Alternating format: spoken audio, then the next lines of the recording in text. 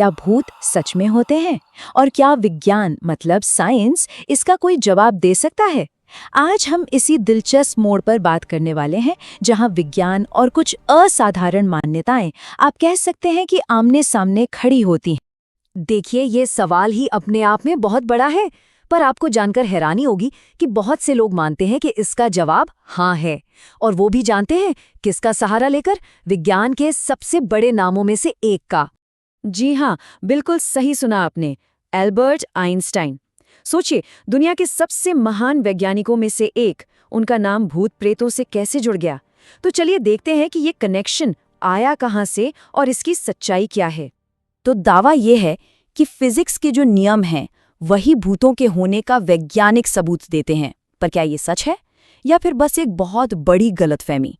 आइए पता लगाते हैं। अब देखिए, ये पूरा का पूरा दावा एक बहुत ही बुनियादी नियम पर टिका है। ये हम सबने स्कूल में पढ़ा है। ऊर्जा को न तो बनाया जा सकता है और न ही खत्म किया जा सकता है। हाँ, उसे एक रूप से दूसरे रूप में बदला जरूर जा सकता है। इस बात को समझने के लिए जरा ये सुनिए जो जॉन कचुबा ने अपनी किताब घोस्ट हंटर्स में लिखा है। वो कहते हैं कि जब हम मरते हैं तो हमारे शरीर की ऊर्जा कहीं तो जाती होगी, है ना? और वो कहीं और कुछ नहीं बल्कि एक भूत का रूप है। तो मतलब सीधा साधा तर्क ये है कि हमारे शरीर में जो जीवन ऊर्जा है वो मरने के बाद खत्म नहीं हो सकती, इसलिए वो एक भूत में बदल जाती है। सुनने में तो ये काफी लॉजिकल लगता है ना? लेकिन क्या विज्ञान भी यही मानता है? तो ठीक है, अब जरा उस साइंस की बात करते हैं जिसका यहाँ गलत इस्तेमाल हो रहा है। और इस पूरी कहानी के सेंटर में है दुनिया का सबसे मशहूर और शायद सबसे कम समझा जाने वाला समीकरण, E=mc²। सीधे शब्दों में कहें तो इसका मतलब है कि हर वो चीज जिसमें वजन है, यानी पदार्थ या मैटर, वो असल में ऊर्जा का ही एक जमा हुआ रूप है। मतलब पदार्थ और ऊर्जा एक ही सिक्के के दो पहलू हैं। देखिए, ये समीकरण बताता है कि कैसे थोड़ी सी चीज में भी बहुत ज्यादा एनर्जी छुपी हो सकती है। इसी सिद्धांत पर न्यूक्लियर पावर प्लांट्स चलते हैं और PET स्कैन जैसी मेडिकल टेक्नोलॉजी काम करती है। लेकिन इसका किसी रहस्यमयी जीवन ऊर्जा से कोई लेना देना नहीं है जो मरने के बाद शरीर से निकलकर घूमने लगे।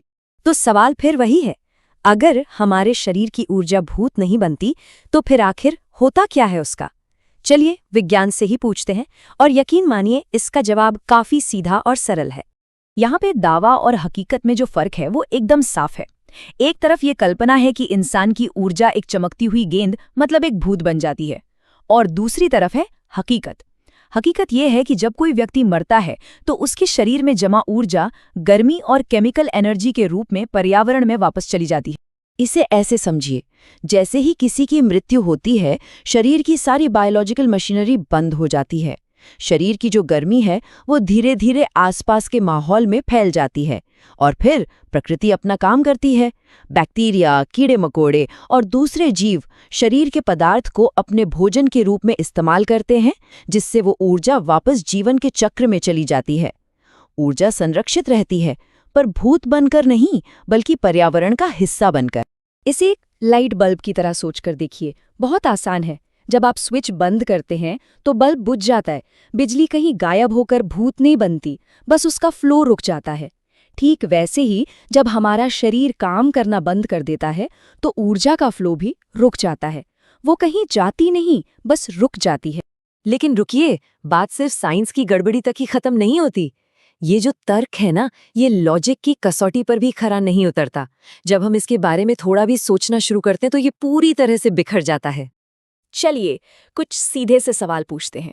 पहला, एक भूत बनाने के लिए आखिर कितनी ऊर्जा चाहिए?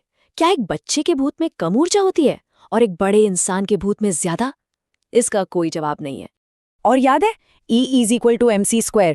अगर शरीर से ऊर्जा निकलकर भूत बनाती है तो उतने ही वजन का पदार्थ यानी मैटर भी तो गायब हो जाना चाहिए। तो शरीर का कौन सा हिस्सा गायब होता है? ये सवाल तो उसी फिजिक्स के खिलाफ जाता है जिसका वो सहारा ले रहे हैं। और चलिए इस तर्क को थोड़ा और आगे बढ़ाते हैं।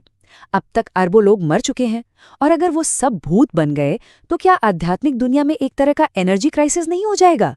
इतनी सारी ऊर्जा का क्या होगा? सुनने में मजाकिया लग सकता है, लेकिन ये सवाल इस सिद्धांत की कमजोरी को दिखाता है। तो आखिर में बात घूम फिर कर एक ही जगह आती है, विज्ञान, कहानियों पर नहीं, सबूतों पर चलता है। विज्ञान को ऐसे सिद्धांतों की जरूरत होती है जिन्हें परखा जा सके, जिनकी साफ साफ परिभाषाएं हों। और ये भूतिया ऊर्जा का आइडिया विज्ञान के किसी भी पैमाने पर खरा नहीं उतरता। और इसी एक सवाल के साथ हम आज की बात खत्म करते हैं कि एक वैज्ञानिक व्याख्या और एक ऐसी कहानी जिसे हम शायद सच मानना चाहते हैं, उन दोनों के बीच आखिर क्या फर्क है? ये सवाल सिर्फ भूतों के बारे में नहीं है, ये इस बारे में है कि हम दुनिया को कैसे देखते हैं और सच को कैसे परखते हैं।